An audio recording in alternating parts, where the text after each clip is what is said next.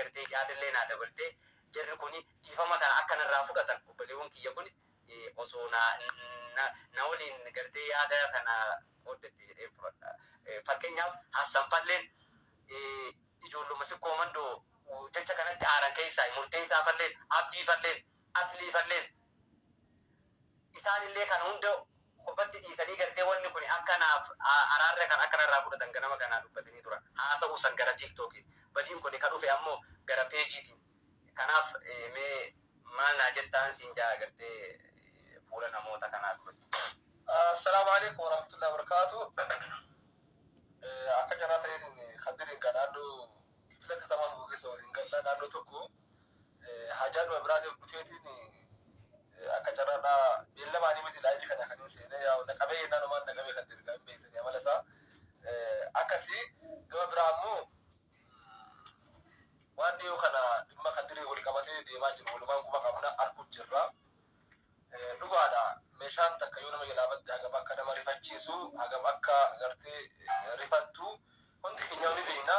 Qabeenyi ni lufas rabbi fidee kana rabbi kuchiisee yoo gartee mucoo illee fudhachuu baatte meeshaan kun guyyaa rabbitti qaddari numa bada homaati miti ammoo musiibaa dhufte irratti sabbaruudha. Sabri wanti jedhamu yeroo musiibaan takkasitti dhufte namni sirraa du'ullee haa ta'u sirraa badullee haa ta'u sirraa ajjifamullee haa ta'u musiibaan takka yeroo sitti dhufte san sabbaruu shari'aan sirraa barbaaddi malee waan san gartee baxabbaxxee balleessitee erga wanti sun dabre booda sabbaruu wanti jedhamu jiru shari'aa keessa.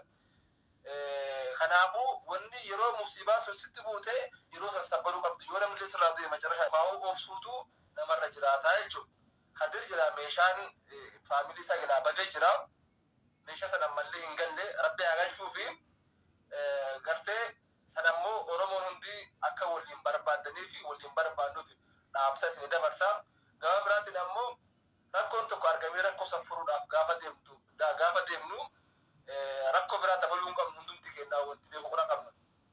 Dhimma kana osoo hin taane haasaan kiyya kun haasaa biraatiif illee qoricha isiniif ta'a jedhee yaada. Ammoo warroonni koomentii gubbaatti isa dogongorsiistanii fi akka inni arsii arrabsu warri guutaniin dogongora guddaadha.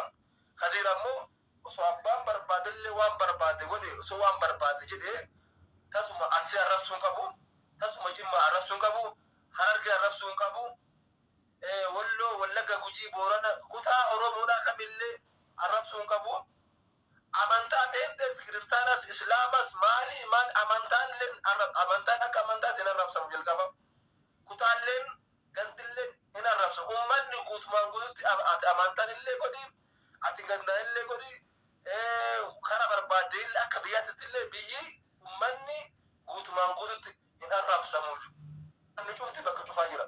Kanaafuu Khadiir dhimma meeshaa isaa irraa bade barbaadachuu dhiisee warra as gubbatti xixiqqoo ijoollee koomentii barreessitu duukaa bu'een uummanni arsiidha akkas haa ta'u jechuun dogongora guddaadha. Kanatti ammoo dhiifama gaafachuu qofa gahaa miti waan adabbii isin jettan illee osoo hin taane adabbii anan fakkaatu annan murteessaa adabbii san yoo fudhate deemuu dandeenya yookaan ammoo waliin dhiisnu jechuudha. Heedar bilisummaadhaa ka gartee ajandaa kana keessallee yookaan gartee akka biraatti gartee jechuun haajaa biraatiif ol bira dhufnee ol bira jirra. Yaa kanumaafin isallee as waan maddee inshaallah narraa qeebaltan jeetii yaada. Amma dubbii ni gabaabsinaa. Dubbii akkitti gabaabsinu ila Khadiiri yoo arsii arrabse jalqaba of arrabse malee nama biraa arrabse akkasii beekaa. Ani yoo wallagga arrabse of arrabsu jira. Yoo shawaa arrabse of arrabsu jira.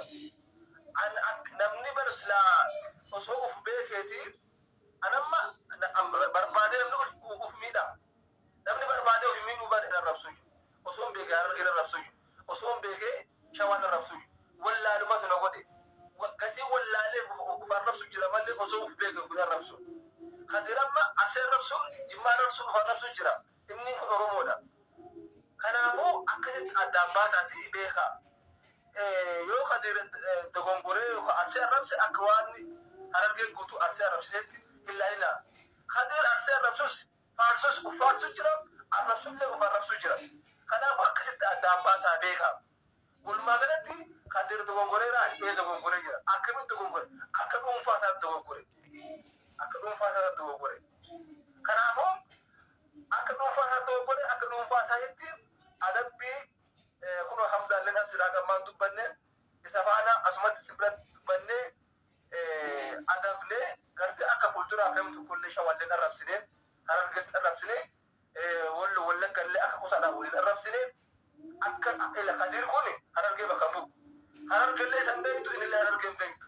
Ani walumaa galatti warri miidiyaa kana gubbaa jiru Oromoon waa xiqqoodha. Oromoon dhugaatii fi Oromoon haqaa Oromoon baay'ee namuu ka jirtu lafarra jirti. Baadiyaa fagoo keessa jirtu. Ta shiraa fi sharri hin beekne. Ta yoo waa'ee feesbuukaa gaafatte hin beekne. Ta tiiktook hin beekne. Qulqulluun uummanni miileen baay'een biyya keessa jira. Kanaafuu irraa gabaabbadha.